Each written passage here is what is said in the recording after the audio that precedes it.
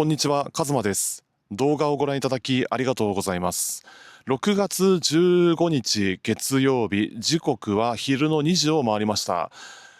今日めっちゃいい天気ですよね、これ。ご覧の通り、もう青空とこの白い雲、このコントラストがもうすごい爽やかでしてね。これはもう外で撮影するしかないということで、今回この場所でカメラを回しています。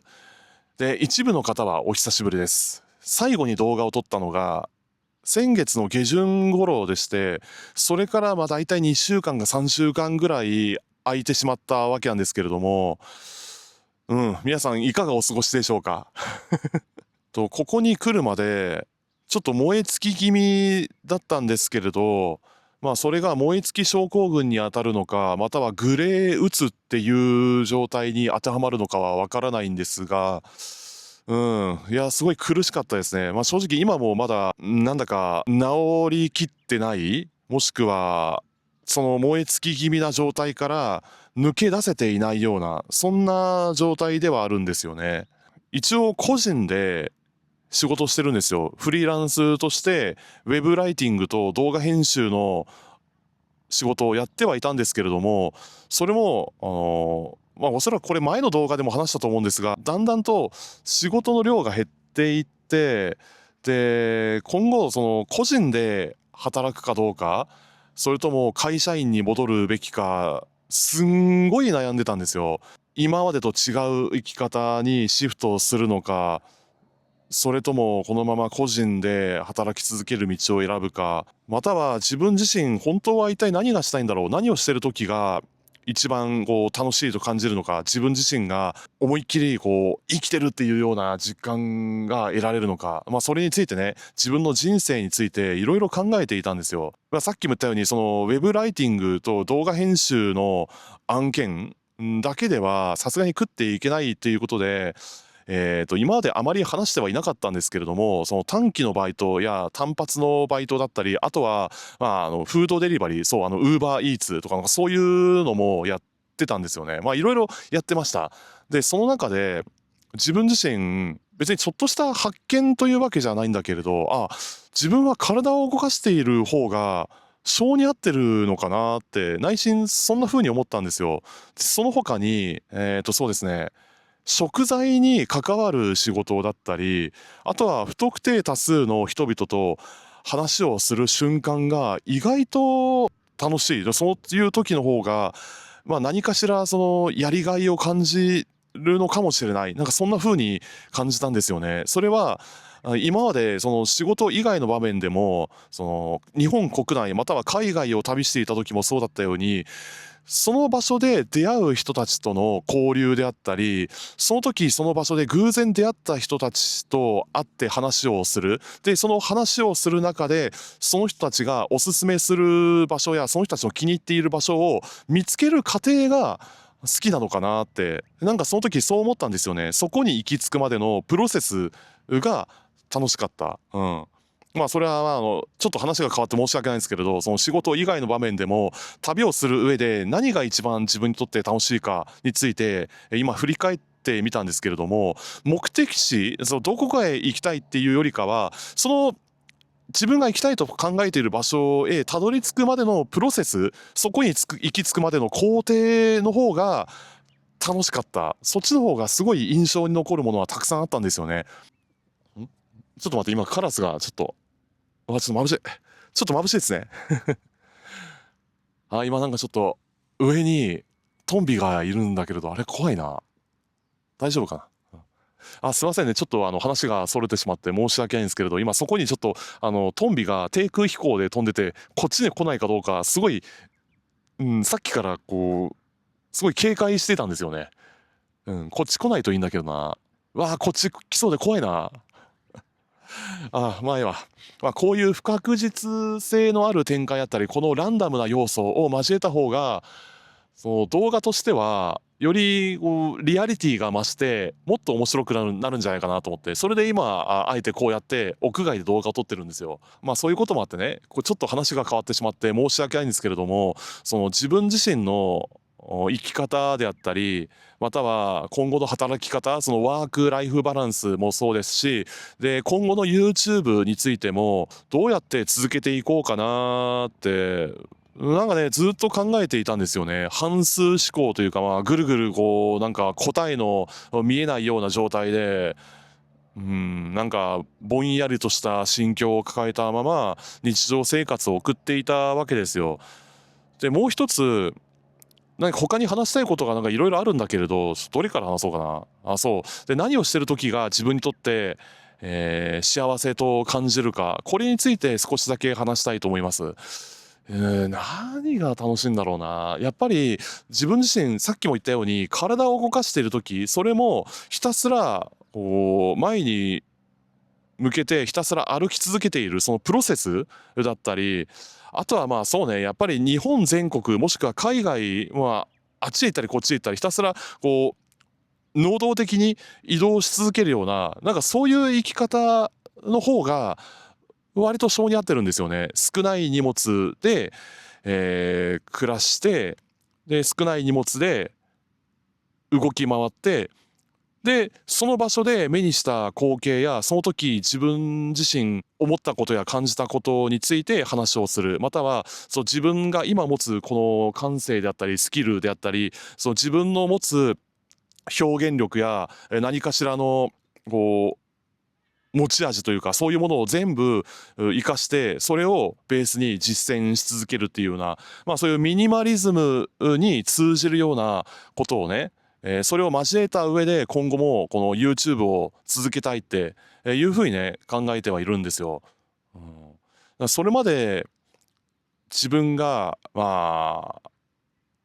ゼロの状態から小さな1を付け足すような感じで1個ずつできることを始めてみて、でいろいろやって、これは合わなかったけれどこれは自分に合っていた、でこの場所へ行ってここはあんま良くなかったけれど代わりにこの場所はすごい良かったっていうような、そういった体験であったり、その経験というのは自分の心とその自分の体の奥底に染み込んでくるんですよね。その刻まれるっていうか、やっぱりそういう面では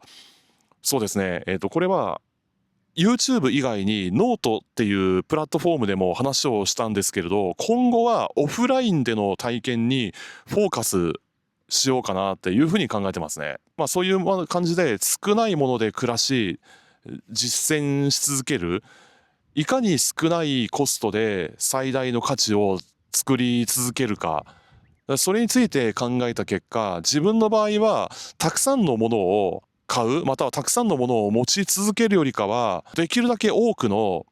体験を交えて、でそれをもとにその自分の考えやその自分がこれまで体験してきたことを一人でも多くの方々にシェアするっていうような、そういう風にしてこれから先も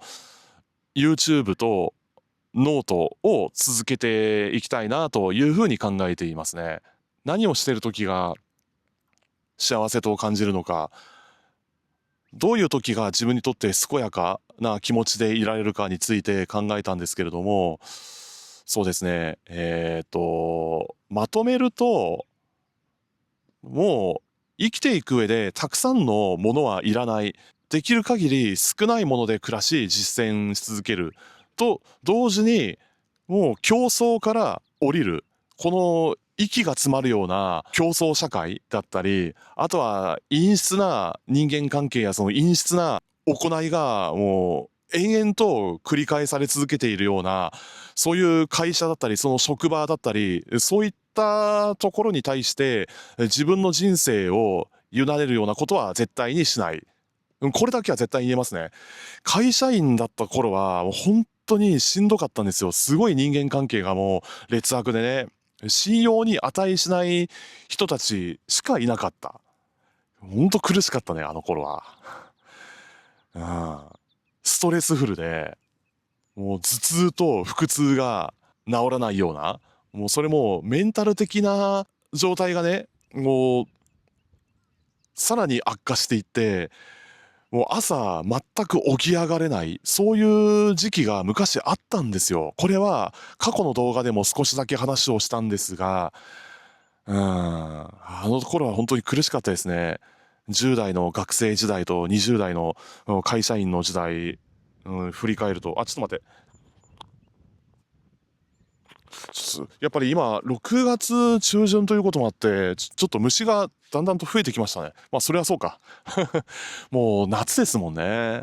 ちょっとごめんなさいね。話がずれてしまって申し訳ないんですけれど、そうやって10代と20代の頃を振り返ると、今の方が楽しいですね。もう今年でね、アラサー後半。いやー、早いですね。あと、3、4年経ったらもう40ですよ。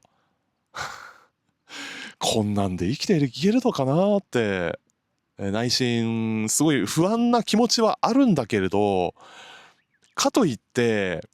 妥協して自分自身が望んでもいないような人生の生き方を選んでしまったら間違いなく後悔すると思うんですよね。あんな会社で妥協して働き続けなければよかったとか、あんな陰湿な環境の中で貴重な時間を使わなければよかったとかね、いろいろその後悔することって絶対増えてくると思うんですよね。で、それもその老後の心配とか20年後30年後ところが来年生きてるかどうかすらもうわからないんですよ、今の世の中。だってその辺歩いてる時にその車がこっちに向かって突っ込んでくるかもしれないし、または全く面識のない第三者の人間に、後ろからこうバーンってこうなんか刺されるかもしれないし、でそれこそどこか歩いてる時にその高層マンションとかそのビルから誰かが飛び降りてそれがこう自分に激突するかもしれないし、だからありえるわけですよ、そういうことだってね。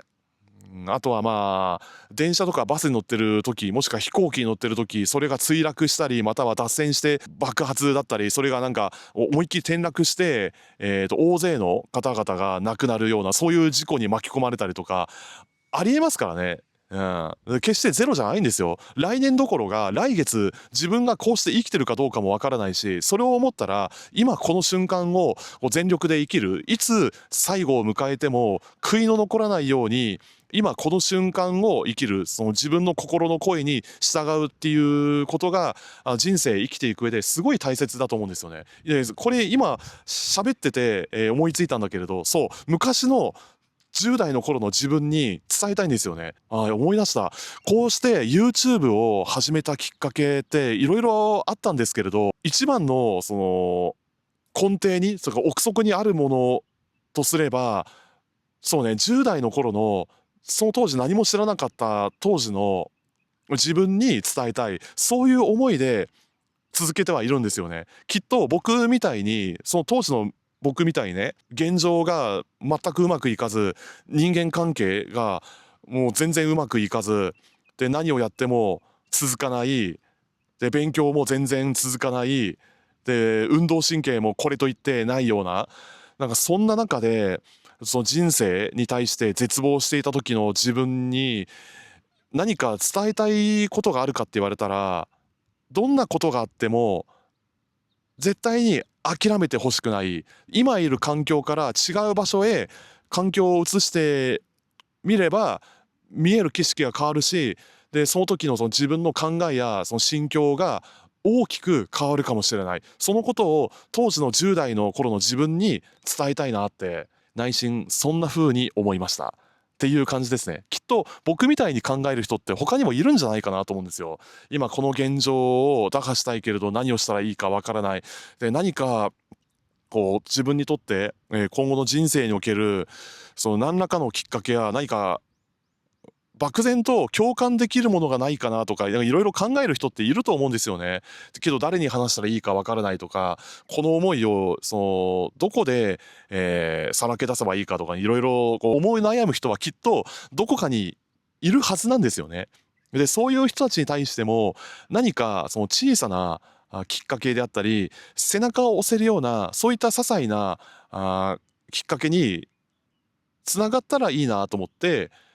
それで、僕自身もこうやって地道に YouTube を続けてはいるんですよね。こうして YouTube を続けていく上で過去の動画で話したかと思うんですが、できる限り長く続けていきたいんですよね。これまで日本国内と海外を旅した経験および少ないもので暮らし実践するそのための手段として取り入れているミニマリズムというその思想またはこの手段をテーマに考え方やライフスタイルについて発信するっていうような、そういうコンセプトで一応この YouTube を続けているんですよね。こういったコンセプトを交えて続けることで、それが今後10年20年先もこれから先も続けていけるんじゃないかなって個人的にはね、そんな風に考えてはいるんですよ。その自分のそれまで目にしてきた光景だったり、自分の今の考えてることや今の心境だったり、その自分自身のそのパーソナルな部分や、この屋外で動画を撮影することによってこの空間の広がりを演出できたり、このリアルな世界、このオフラインでの体験をもっと一人でも多くの方々にシェアしていけたらいいなと思って、それでこうして今も続けているんですよね。なんだろうな、ちょっとモチベーションが上がらない、もしくは時々やめたくなるような時もそれはありますよ。けれど、自分は何をやってもうまくいかない、何をやってもダメだとか、そうやって自分で自分を責め続ける、自分で全否定するような、そういうことばかり考え続けていたら、何にも変わらないんですよね。うずくまっていたところで、何も変わらないですし、こうやってうつ伏せだったり、この体育座りでこうやってずっと閉じこもっていたところの、何も変化は起きないし、誰も見てはくれないし、誰も助けてくれないんですよ。それが家族であれ、兄弟であれ、姉妹であれ、それが、親戚、いとこ、はとこであれ、会社の同僚であれ、誰も助けてくれないんですよ。誰も助けてくれないんです。最後に頼れるのは自分しかいないんですよね。何をするにも自分次第で、何に対して、意思決定を下すか、何に対して決断を下すか、何を手に入れるか、どこへ進むかは、それも全部自分次第なんですよね。最後に決めるのは自分ですので、そういうことも含めて、そうですね、その昔の10代の頃の自分に伝えたいなーって、思ったりもするんだけれど、それはね、過去の時代へ行くことはできないし、そういう話をしたところの、あの時こうしていたら、あの時こうやっていればっていう、そのたらればの話になってしまうんで、過去は変えられないけれど、未来に向けて進み続ける、未来に目を向けること、その上で自分が今やるべきこと、自分が本音でやりたいこと、そう自分自身が本気で、取り組みたいと感じていること、それに対して、そういうのも交えた上で自分と向き合う時間を作るっていうのはとても大切であるというふうに僕はそう思います。そういう面では自分の時間を大切にすることであったり、あとは余白を設けること。今何でもかんでも隙間時間に埋め尽くすようなコンテンツで溢れてるじゃないですか。ショート動画だったり、あとは SNS のタイムラインとか、それ以外にもそのタイムパフォーマンスとか、そのタイパとか、そういうワードが出回ってると思うんですけれど、僕そうやって隙間に何かを無理やり埋め尽くすような行いってのがあんまり好きじゃないんですよね。で、その一環として、で、去年の5月頃に、前回の動画でも話したように、ツイッターをやめたんですよ。その SNS をやめまして、ツイッターの、じゃなくて X か。その X の他に、スレッズとか、ブルースカイとか、あとそれ以外の、SNS や、あとは、全然使っていないそのアカウントやその非物質的なものとか、そういった類のものはできる限り消去していったんですよね。今後使うことはないし、できれば目にしたくないし、その罵詈雑言のもう見るに耐えないような文言がもう無限のようにタイムラインを埋め尽くすような、そういう光景をもう目にしたくない。だってそれを目にするたびに自分のメンタルをかき乱されるような、そういった不快感を覚えるんですよ。で、それがどうしても不快だったもんでして、不快感が半端なかったわけで、それでやめたんですよ。で、結果的にはすごい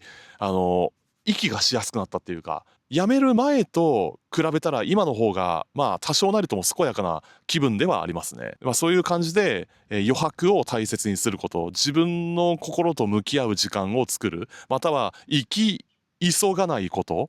競争から降りること、そして自分自身のその生きた証およびこの思考の整理や言語化する習慣、もしくは自分のこのパーソナルな部分と今後の体験、オフラインでの体験を一人でも多くの方々にシェアするっていうような、そういった要素を交えた上で今後も YouTube を続けていきたいなというふうに思いますっていう感じですね。ちょっと待って、最後に今後の予定についてはまだ特に決まってはいないんですけれども、来週これをやりますとか、来月こういうことにチャレンジしますっていうようなアイデアが浮かびましたら、そういうアイデアが決まったら、またそれに関連する動画を上げたいと思います。もしくは YouTube 以外にノートっていうその文章と写真がメインのプラットフォームがありますので、そっちの方が更新頻度が多いんですよね。そちらもぜひ見ていただけると嬉しいです。概要欄にもリンクを貼っておきますので、ぜひ覗いてみてください。はい、というわけで今回も台本なしの全部アドリブで話をしてみたわけなんですけれども、いつも僕の動画を見てくださっている視聴者の皆さん、誠にありがとうございます。というわけで今後も自分のペースで一個ずつ積み上げていくような、そういう感じで今後も YouTube を続けていきますので、引き続き応援よろしくお願いします。はい、というわけで今回の動画はこの辺で終わりにしたいと思います。最後まで見ていただきありがとうございます。今後ともよろしくお願いします。もし今回の動画がいいなと思いましたら、グッドボタンとチャンネル登録をしていただけると嬉しいです。それでは次回お会いしましょう。ありがとうございました。さようなら。